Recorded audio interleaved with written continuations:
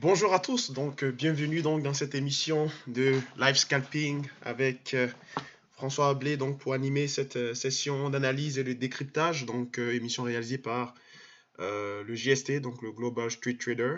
Alors, bien sûr, cette émission est réalisée à titre indicatif et informatif et ne constitue donc en aucun cas conseil d'investissement.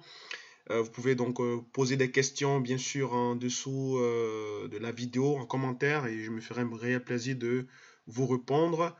Alors, vous voyez que cette semaine, les deux dernières semaines ont été vraiment mouvementées au niveau fondamental, bien sûr, au niveau de l'analyse fondamentale, sur le long terme.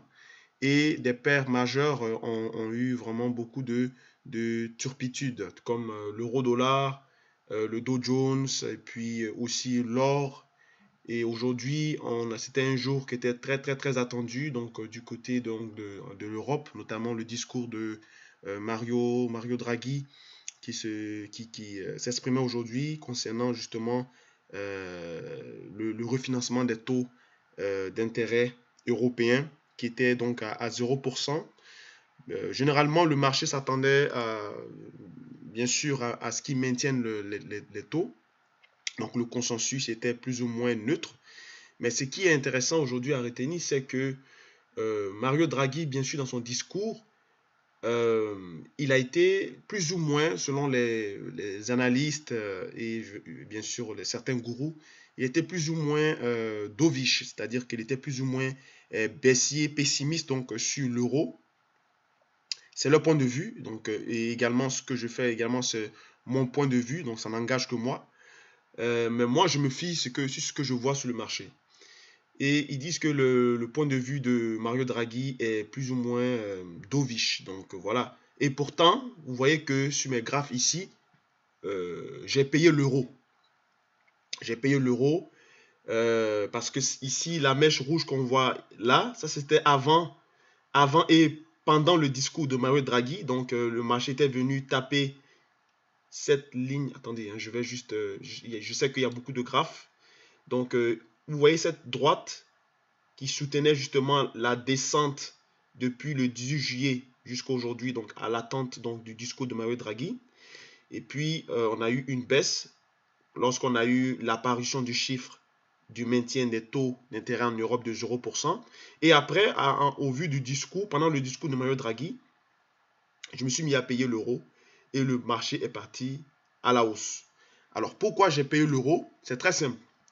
Vous savez, l'euro-dollar, techniquement, lorsqu'on regarde des graphes, j'avais montré dans des anciennes vidéos sur le fait que nous avons cassé un support, une résistance majeure de données hebdomadaires. Donc, ce n'est pas rien, ce n'est pas une blague. Lorsqu'on casse des résistances hebdomadaires, en général, ça veut dire que le marché est vraiment, c'est-à-dire que c'est une résistance qui a été testée plusieurs fois, je crois 3 ou 4 fois, et on l'a cassée. C'était le signal de 1,14 580. Et depuis là, le marché n'a fait que accélérer. Donc, sur le long terme, au niveau de l'analyse technique sur le long terme, je ne peux que d'être haussier sur l'euro-dollar. Et au vu du discours, on le sait que ça ne va pas changer. Parce qu'il y a deux rendez-vous hein, dans l'année. Normalement, il y a 4 rendez-vous dans l'année concernant la politique monétaire européenne. Il y a eu, je crois, en février. Il y a eu en avril. Pardon. Oui, c'est ça. En avril-mai. Ou je crois en juin. Je crois qu'il y a eu en février, en juin. Il y a eu une en juillet, aujourd'hui. Et puis la prochaine échéance sera en septembre. Donc, ce qui veut dire que c'est en septembre c'est-à-dire c'est toujours, remarquez bien, toujours les nouvelles fondamentales. S'il y en a 3 ou 4, ce n'est pas celles qui sont au milieu qui sont capitales. C'est toujours la première rencontre et la dernière rencontre. Parce que c'est ça qui permet au marché d'être orienté et de savoir vraiment qu'est-ce qu'il faut faire, quelle est l'attitude à faire. D'accord? Et là, aujourd'hui, on a eu donc le discours de Mario Draghi qui était plus ou moins, moi je l'ai trouvé neutre, puisque De toutes les manières, il n'y a pas eu de surprise. Le taux d'intérêt européen est resté à 0%, donc inchangé. Pardon. Et les analystes l'ont trouvé plutôt pessimiste, dovish, parce qu'il a parlé de prudence, il a parlé de confiance également. Donc, c'est deux mots qui se contredisent. Hein. On parle de prudence et de confiance. Quand on est confiant, on a l'audace. Mais quand on est prudent, on est moins enclin à prendre des risques. Donc, c'est deux mots qui se contredisent. Mais c'est ça, Mario Draghi. Mario Draghi, c'est un feinteur. C'est quelqu'un qui prend toujours essaie de prendre toujours les gens à contre-pied. Et c'est ce qu'il a fait aujourd'hui. Mais les investisseurs, étant intelligents, savent que Mario Draghi ne peut pas recommencer à recontinuer le programme d'achat. Il peut continuer, mais en l'arrêtant progressivement. Et je crois que c'est ce qu'il a essayé de communiquer aujourd'hui au marché. Parce que l'avant-dernière conférence était un test pour avertir le marché que, attention, je suis prêt à arrêter le programme de rachat d'actifs qui était avant de 80 milliards et en juin qui est passé de 80 à 60 milliards. Donc, on a quand même moins 20 milliards qui ont été arrêtés. Donc, ça, c'est un événement majeur. C'est pour ça que si vous remarquez votre graphe je vais essayer de le mettre ici. Si on remarque le graphe de l'euro-dollar, vous voyez que depuis avril, l'euro-dollar n'a fait que monter. Parce qu'on a arrêté le programme de rachat d'actifs qui est passé de 60 à 80 milliards. Et ça, ce que vous voyez là, ce mouvement-là, ça c'est un mouvement d'anticipation. Parce que normalement, le discours a eu lieu en mai. Mais en avril déjà, on savait plus ou moins que Mario Draghi essayait de stopper un peu ce programme de rachat d'actifs. Donc, on a eu cette progression depuis avril jusqu'à maintenant. Et aujourd'hui, ça n'a pas changé. Il n'a pas été, c'est vrai qu'il n'a pas été d'un ton, agressif, mais il a parlé de confiance. Il a parlé également de prudence. Donc, ça veut dire quoi? Ça veut dire que Mario Draghi essaye de montrer qu'il est prêt à arrêter, mais de façon progressive. Il ne le fera pas d'un seul coup. D'accord? Et je vous ai dit dans les vidéos précédentes que pour analyser des faits fondamentaux, il ne faut pas se baser sur le discours. Il faut se baser plutôt sur l'humeur du marché, c'est-à-dire les déceptions ou les euphories. Parce que quand un patron de banque centrale ou bien de réserve fédérale comme Yellen s'apprête à faire des discours, ce n'est pas ce qu'ils disent qui fait bouger le marché. C'est comment les gens réagissent à ce qu'ils disent. Parce que beaucoup d'acteurs dans le marché ont des opinions, il y a un consensus, et ce que le patron ou le directeur ou bien le boss des institutions monétaires disent, et ça amène les gens à réagir d'une certaine façon, soit par la déception ou soit par plus d'optimisme. Aujourd'hui, Mario Draghi a été, moi je trouve, neutre. Il n'y a pas eu de changement. Certains disent qu'il a été plus ou moins dovish.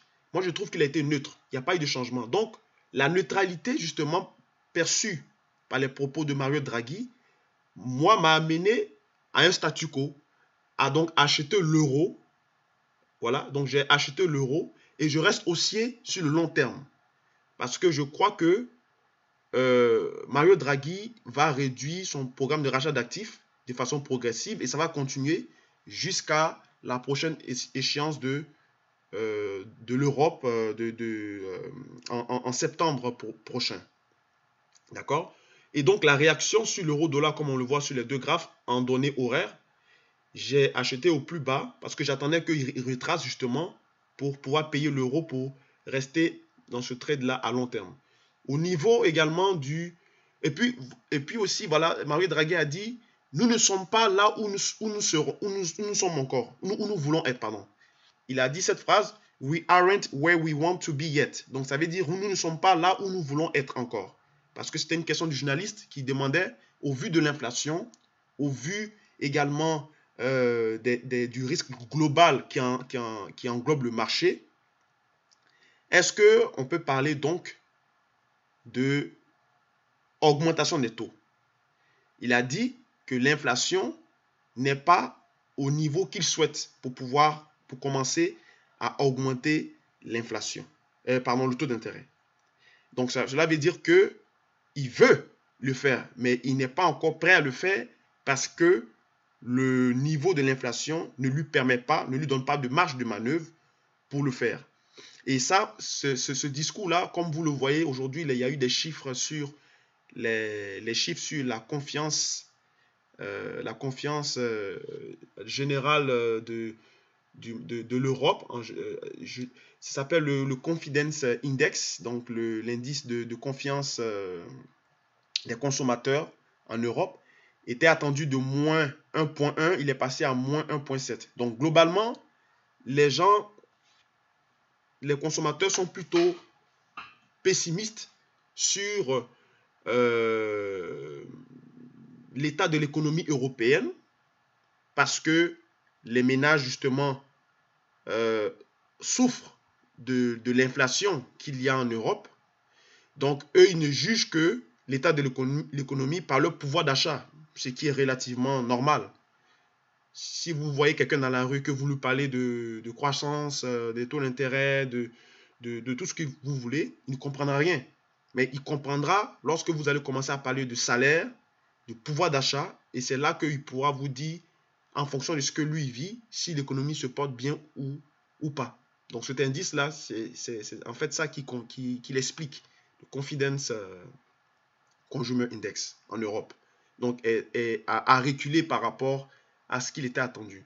Mais dans les faits, la politique monétaire de Mario Draghi est toujours, est toujours dans un élan d'arrêt du programme de QE, donc du quantitative easing, mais ça va se faire de façon progressive.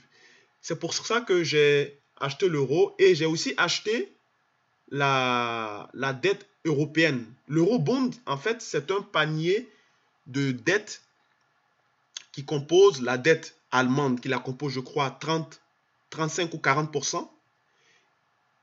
La France, qui la compose également à 30%. Et le reste, ça prend en compte l'Espagne, la Grèce, le Portugal et tout ça. Donc ça, c'est le niveau de la dette européenne. Donc, au vu du discours de Mario Draghi, qui demande à continuer progressivement le QE et qui va probablement l'arrêter d'ici très peu, je me suis positionné donc sur la dette européenne lorsqu'il y a eu le mouvement de déception. Quand il a prononcé la phrase de « nous ne sommes pas là où nous voulons être encore », le marché a droppé ici, la grosse mèche rouge que vous voyez, et je l'ai payé ici. Alors fondamentalement, ça veut dire que la dette européenne va augmenter, le niveau va augmenter, mais de façon pas dans la même proportion qu'il a augmenté avant lorsqu'on injectait les 80 milliards. Mathématiquement, c'est normal. Et nous voyons aussi que techniquement, on est dans une figure de ce qu'on appelle les triangles ascendants. Donc les triangles ascendants, les sorties sont généralement haussières et on a des compressions qui se passent dans le mouvement, dans le triangle et qui vont nous amener à former ce qu'on appelle des tasses avec anses. Et en général, les mouvements qui se concrétisent par ce genre de pattern sont des mouvements de cassure par le haut. Et donc, moi, je cherche à aller prendre tout cet espace ici lorsqu'on va casser ce triangle ascendant-là. Et je serai positionné, bien sûr, sur la dette européenne jusqu'à au moins mi-fin août. C'est-à-dire avant le rendez-vous de la banque centrale. Parce que c'est là-bas qu'il y a le dernier rendez-vous de l'année. Donc, je serai positionné sur le long terme à la hausse sur la dette européenne. Et je suis positionné également à la hausse sur l'euro-dollar, mais sur le très très long terme. Alors, beaucoup de gens ne comprennent pas pourquoi l'euro augmente, malgré que Mario Draghi est jugé négatif. Mais la seule chose que je peux expliquer, c'est plutôt mathématique. Hein. L'euro-dollar, c'est comme une fraction. Alors, si l'euro est négatif au numérateur, au dénominateur, on a le dollar qui est aussi plus ou moins négatif. Donc, il y a des pressions sur le dollar. Moins sur moins, ça donne plus. Donc, mathématiquement, l'euro ne peut que monter. Aussi, au point de vue fondamental, comme j'ai expliqué, on est dans une figure, dans un range qu'on a cassé de 1,14,580, qui est un range de weekly. Et quand on a cassé ce range, on ne peut que progresser. Donc, il peut y avoir des retracements à chaque fois, des petites corrections, mais globalement, l'euro-dollar est haussier au moins jusqu'à 1,18, 1,17, 1,18. C'est pour ça que je me suis positionné. D'accord? Donc, je suis haussier à moyen et à long terme sur l'euro-dollar. Je suis également haussier sur l'eurobond, donc la dette européenne, à court et moyen terme. Pas à long terme, à court et à moyen terme. Donc, j'attends ce que le... Donc, j'essaie de profiter de cette figure-là qui est très connue dans le milieu du trading qu'on appelle le vacuum zone. Donc, c'est l'espèce de vide que le marché ira compenser justement. Et le premier niveau technique, si on part en termes de clôture, le premier niveau technique où le marché viendra se poser, c'est probablement ici. Au 162.190 ou 180. Voilà. Premier niveau technique où là, je vais prendre mes bénéfices, des bénéfices partiels. Je le prends ici à 180, 180, 162, 180, pardon. Et le deuxième niveau, ça sera ici, à 162, 510, voire 500. Voilà. Donc ça, ce sont mes cibles concernant l'eurobond. Donc voilà ce qu'il faut retenir donc d'aujourd'hui, du discours de Mario Draghi et également du trade d'affaires sur l'eurobond et l'euro-dollar. Donc, comme vous voyez ici, j'ai un autre graphique. Si je le mets de côté, ça, c'est l'euro-dollar en 4 heures. Donc, j'ai tracé, vous voyez que dans le nuage Ishimoku, il y a une espèce de résistance ici qui était au 1,14,810 que j'ai tracé. Donc, quand on avait le discours, d'abord, j'ai payé sur la Kijun. Et après, quand le marché a décidé de baisser, j'ai repayé encore sur cette résistance. Parce que j'étais pratiquement sûr que le marché allait rebondir. Parce qu'il n'y a pas eu de surprise. Tout le monde s'attendait à ce qu'il soit neutre. Donc, à partir du moment où on a maintenu les taux à 0%, le discours ne devait pas être extraordinaire. Donc, c'est pour ça que j'ai payé. Mais je n'ai pas payé avec un fort levier, bien sûr. J'ai payé avec un levier très, très, très, très allégé. Et au fur et à mesure que le marché va progresser, je vais donc augmenter la taille de mes positions. Voilà comment j'ai donc procédé avec justement ce trade là aujourd'hui. Voilà. Donc j'ai fini pour l'Europe.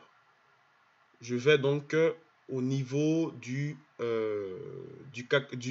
Nasdaq. Voilà.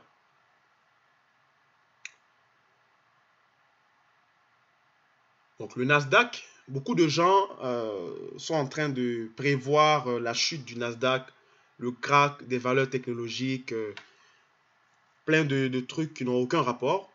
Le Nasdaq est haussier et il restera haussier au moins encore pour, je ne sais pas moi, au moins encore pour 2 mois. 1 mois, 2 mois, parce que, regardez, c'est une fusée, le Nasdaq. Il ne fait que monter. Il ne fait que monter.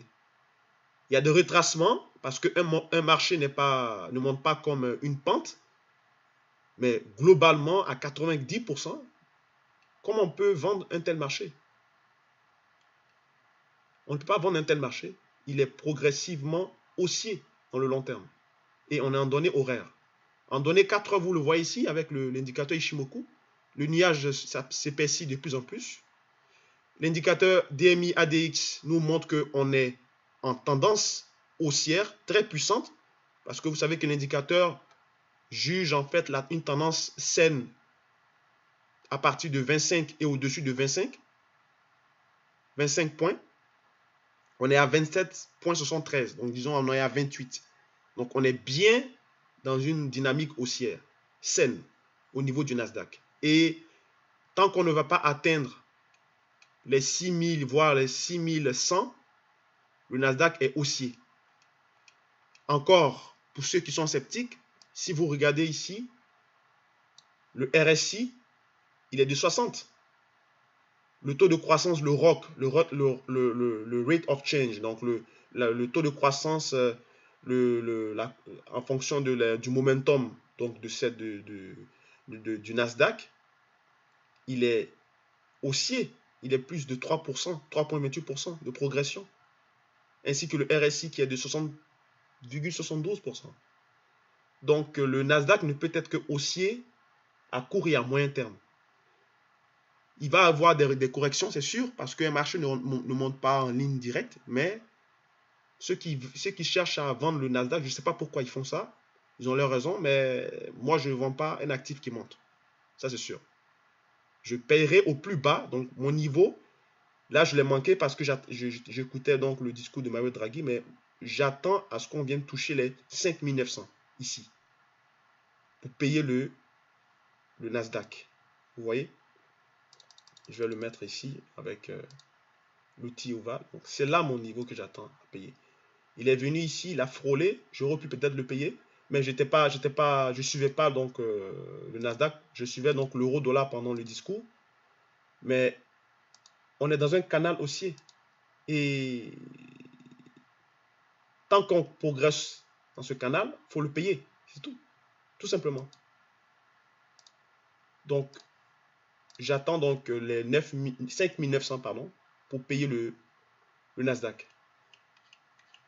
On le voit également à long terme, si je vais en 4 heures. On est dans une figure vraiment de haut de sommet. Cette barre oblique noire ici est probablement là où le marché va aller va aller taper pour se reposer. Parce que là, vous voyez que l'allure de ce canal qui ressemble un peu à un triangle de rétrécissement, donc de compression, ça continue progressivement avec le graphe ici sur le Nasdaq. Et on va aller justement peut-être taper ce niveau-là pour corriger un petit peu aux 5900 et repartir encore vers la hausse. Tant qu'on est dans cette tendance dite haussière, parce qu'on a vu tous les indicateurs sont à l'achat, à la hausse, il ne faut pas chercher à le vendre. Il faut chercher à payer les points bas de retracement pour prendre voilà, 20, 30 points, 50 points. C'est comme ça qu'il faut jouer. Et pour ceux qui souhaitent le garder sur le long terme, ben, il faut donc chercher donc les niveaux techniques donnés par les moyennes mobiles ou bien des points pivots, tout simplement. Pour le garder sur le moyen terme, si je mets donc le point pivot je vais aller en 4 heures, donc en 4 heures, si je prends le point pivot du Nasdaq en 4 heures, on verra où est-ce qu'il va me le montrer. Voilà. Je vais prendre le point pivot, je vais le mettre en... Voilà. Vous voyez? Donc le point pivot du Nasdaq, c'était ici. La ligne bleu ciel. Qu'on a déjà touché. Vous voyez? On est venu taper ce point pivot pour repartir. La prochaine résistance, la dernière résistance, est à 5000... Voilà, 5944. Qui est la dernière... La deuxième résistance de ce point pivot là. Sinon le plus bas, le dernier support est à 5859. Donc ceux qui veulent être dans une optique de trade de long terme doivent payer soit à 5873.61, bon disons 5874, c'est-à-dire ils doivent payer aux alentours des entre 5860 et 5870 globalement. C'est là qu'il faut payer le Nasdaq pour le long terme. Donc ça fera une bonne correction pour repartir en plus encore plus vers le haut. Parce que techniquement et fondamentalement, le S&P fait de nouveaux records. Et tant que le S&P fait de nouveaux records, le marché action est haussier. Voilà. Ensuite, pour terminer, donc notre point de vue, je vais donc parler du cacao, parce que c'est un actif que je suis également. Donc le cacao, on le voit techniquement, est dans euh, dans une espèce de biseau descendant. Bien vrai que les sorties sont généralement haussières, et le point technique, si on sort de ce biseau sur le cacao, est pour aller trouver, donc, si je reporte la distance entre ce biseau, qui est de 16,16, on va dire 16%, et je le reporte ici, il doit m'amener aux environs des 2400, je crois. Voilà, 18, bon, je vais diminuer un peu, je crois. Bon, disons, généralement, voilà. Donc, le marché, donc, si le cacao casse donc, ce biseau, techniquement, on ira aux alentours des 2300, 2400, 2350. Voilà. Qui constitue en fait l'ancien niveau de résistance ici. Voilà. Qui va maintenant retester une autre fois, donc alterner. Vous voyez, 2309, 2310, à peu près ici également, 2343, 2343, pardon. Donc, c'est ce niveau-là, si on casse ce niveau, ce biseau-là. Donc, techniquement, on est dans une phase de progression vers le haut. Mais fondamentalement, le cacao, il faudrait faire attention. Parce que vous savez que le cacao, il est beaucoup volatile du point de vue, parce que c'est un actif qui est très politisé, donc très géopolitique. Et les pays qui sont bien sûr les leaders mondiaux dans la production, c'est bien sûr la Côte d'Ivoire. Et la Côte d'Ivoire en ce moment qui a des troubles sociopolitiques, notamment au niveau des mutineries. Je crois que même hier ce matin, hier on a eu des coups de feu. Donc ça met la pression sur justement cette matière première agricole. Et aussi au niveau au niveau de la production mondiale du cacao, le facteur climatique, donc la pluie, il y a eu des irrégularités de précipitations dans justement dans la saison pluvieuse. C'est-à-dire que on s'attendait à ce qu'il y ait généralement une certaine quantité de pluie pour pouvoir commencer les récoltes, mais il a plu plus qu'on espérait. Donc ça détruit beaucoup de champs de cacao, ça fait moisir justement les graines, et donc la production attendue n'a pas été rencontrée à cause justement de ce déficit-là, à cause justement du facteur saisonnier qui a joué contre justement la production. Et on attendait à ce que, à partir du 17 juillet dernier, il y ait une exportation de 1 920 000 tonnes de cacao. Mais finalement, ça a été aux alentours de, je crois, 1,3 million et quelques, ou 1,2 million, quelque chose comme ça. Donc, pardon, ce qui fait que ça a donc amené le cacao à se rétracter. Ici, comme vous voyez, on essaie le cacao se cherche un peu à cause justement de cette turpitude-là, donc au niveau saisonnier. Et au niveau fondamental également, au niveau politique, comme je vous ai dit, il y a des troubles en Côte d'Ivoire, des troubles sociaux. Donc vous voyez, depuis le mois passé, depuis le début d'année en fait, le graphe du cacao nous montre que depuis justement qu'il y a eu les mutineries en Côte d'Ivoire depuis le début d'année, cela fait une pression sur le cacao et qui ne fait que baisser, remonter, baisser, remonter. Donc on joue à travers ce canal descendant. D'accord?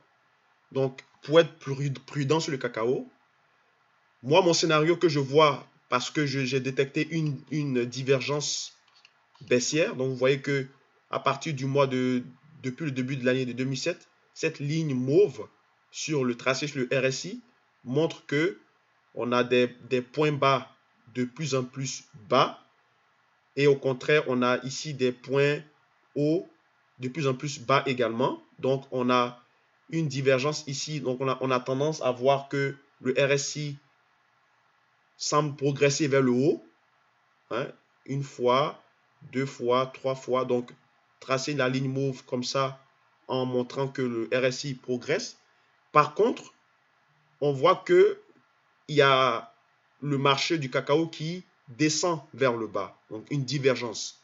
Donc vous voyez, c'est comme ici, vous voyez que la droite vient par le bas et la droite du RSI va par le haut. Donc cela veut dire quoi? Cela veut dire qu'à court terme, il faut s'attendre encore à une correction, hein, ce scénario-là. Il faut s'attendre à ce scénario-là, encore, du cacao.